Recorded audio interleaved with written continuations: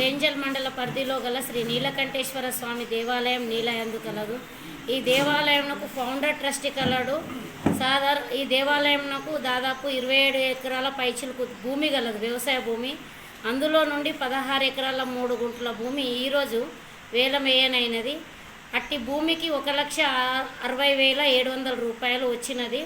11 ఎకరాల 13 గుంటల భూమి తను స్వయంగా సాగు చేసుకుంటా సెల్ఫ్ కల్టివేషన్ అని చెప్పి ఉన్నారు.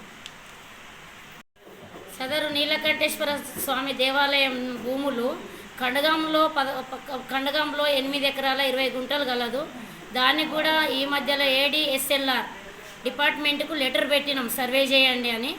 తర్వాత నీళ్ళలో గల భూములకు కూడా సర్వే చేయాలని ADSLR గారికి లెటర్ రాసినాము. ఆ లెటర్ ద్వారా వాళ్ళు సర్వేకి వస్తారేమో ఈ మధ్యలో. ఒకసారి ఫౌండర్ ట్రస్టీని కలవమని చెప్పాము డిపార్ట్మెంట్కి వెళ్ళి.